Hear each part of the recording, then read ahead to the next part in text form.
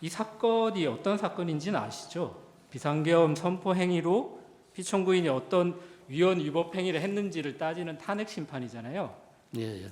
그런 사건에서 피청구인이 지금 비상계엄 선포 담화나 이후의 여러 가지 담화 과정에서 국회 예산 삭감이나 감액 이거를 국회 폐악질, 국회 반국가 행위, 국정 마비 행위 이렇게 부르면서 비상계엄 선포했는 거 아시죠? 예, 예. 그래서 저희가 예산 관련된 부분을 조금 뒤로 미루고 비상계엄 관련된 부분을 먼저 여쭤볼 건데요. 주신문 사항에 나타난 몇 가지 확인된 것들만 제가 한번 짚어보고 질문을 좀 드리겠습니다. 조금 전에 주신문 답변하실 때 그 12월 1일 날 계엄 이틀 전에 야당이 2025년도 정부 편성 예산안을 단독 처리했다라고 질문하셨는데 그렇다고 하셨어요. 예결위에서 처리했다는. 예결위에서도 11월 29일 아닌가요? 아닙니다. 여기 29일입니다. 그러니까 11월 29일 맞죠? 예, 그리고 맞습니다. 예. 12월 2일 날 국회의장이 법정 시한 기한이 12월 2일이지만 그날 상정하지 않겠다. 그리고 12월 10일까지 여야 간에 협상할 수 있는 기한을 주겠다라고 했었죠. 예, 예. 그런데 12월 3일 날 아직 협상 기한이 일주일 남아 있는데 국회의장이 상정하지 않겠다고 공개적으로 밝혔음에도 불구하고 대통령이 예산 폭거라고 하면서 비상계엄을 선포했죠. 그 날짜에 대해서는 다툼은 없으시잖아요. 예, 예. 예, 알겠습니다. 그리고 SM6 미사일, 대드론 통합 체계, 그리고 뭐 이런 안보 예산들, 아이돌봄 예산이나 뭐 여러 복지 예산들에 대해서 지금 약간 헷갈리게 말씀하셔가지고요. 예결위에서 야당이 단독으로 통과했지만 사실 이 예산들은 상임위에서 여야 합의로 이미 삭감이 됐었다라는 건 증인이 확인하신 거죠? 예, 상임위 심사 과정에서 삭감됐습니다. 알겠습니다. 그리고 주시민 관련해서 좀 마지막으로 먼저 짚을 부분이 대왕고래 부분은 혹시 계속 그 뒤에 좀 팔로우를 하고 계신가요? 지금 1시간 전에 산자부에서 대왕고래 경제성 없다라는 속보가 떴는데요. 이 부분에 대해서도 확인하셨나요? 뭐 얘긴 들었습니다. 1차 시추 결과에 대해서. 예. 확인하셨죠? 예. 네, 알겠습니다. 그럼 비상계엄 관련된 부분을 좀 먼저 여쭤보겠습니다. 증인이 굉장히 중요한 뭐 이렇게 자리에 있고 경제수석으로서 좀 피청구인의 가까이에서 근무를 하셨기 때문에 거기에 대해서 좀 여쭤보는 점을 이해해 주시면 좋을 것 같고요.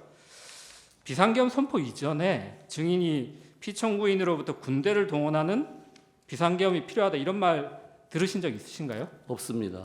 그러면 증인은 비상계엄 선포 사실 언제 어떻게 아셨어요? 이 있습니다. 주신문 사항과 전혀 관계없는 내용 주신문 같습니다. 사항이 있습니다. 뒷부분에 확인하시죠. 예, 그럼 계속 진행하겠습니다. 예. 그 비상계엄 선포 사실은 그럼 언제 어떻게 아셨어요? 당일날 저녁에 한 제 기억에 10시 조금 전에 알게 됐습니다. 어떻게 아셨어요? 뭐 참모 소집이 돼서 제가 도착을 9시 한 40분, 50분경에 했기 때문에 그때 도착해서 알았습니다. 그럼 그때 뭐 회의에도 피청구인이 참석하는 회의도 같이 들어가셨던 건가요? 아니, 아닙니다. 그냥 그러면 대기실에 대기하고 대기 상태였다고요?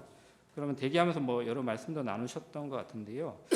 그럼 증인이 그 헌법 77조에 비상계엄 선포하기 위해서는 전시사변 또는 이에 준하는 국가 비상사태가 존재할 것 이런 요건은 알고 계신가요? 예.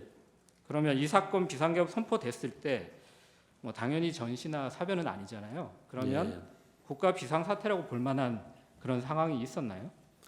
그 부분은 이제 뭐 여기서 우리 헌법재판소에서 판단을 해주실 거로 보고 있고요. 증인의 이제 경제적 관점에서 예산 전문가시니까 지금 이 예산 폭거를 가지고 뭐 국정이 마비된다고 해서 비상계엄 선포를 하신 거잖아요. 예, 뭐 제 생각을 말씀드리면 네. 그 이어지는 줄 탄핵이라든지 재정 부담이 되는 여러 입법, 일방적인 입법 이런 시도, 그 다음에 예산 예결위에서 통과됐지만은 예산 일방 삭감 이런 게 종합적으로 원인이 되었을 것으로 생각을 합니다.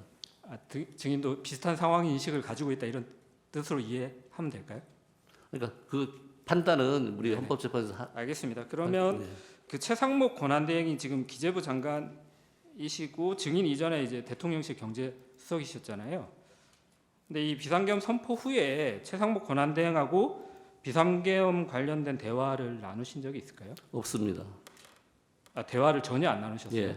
아니 왜냐하면 이게 뭔가 경제적으로 큰 영향이 있을 것 같은데 경제수석이 기재부 장관하고 경제에 미칠 영향에 대해서 대화를 나눌 것 같거든요. 근데 전혀 뭐 전화 통화도 없고 그랬어요?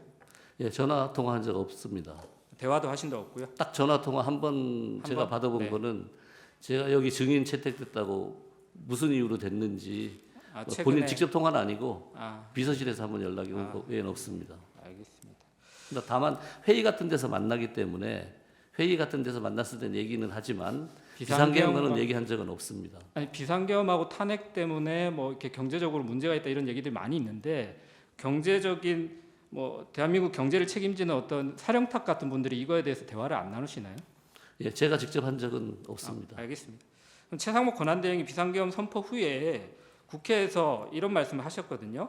비상계엄 선포 직전에 대외 신인도와 경제에 미친 부정적 영향이 막중할 것이다 라면서 이제 반대를 했고 본인은 비상계엄은 헌법과 법률에 비춰볼 때 잘못된 결정이다 이런 입장을 밝혔어요. 물론 이제 그 국회 국조특위에서 대독을 하시긴 했는데 이런 입장을 밝혔고 그 이전에도 국회에서 여러 가지 뭐 비슷한 입장을 밝히셨습니다.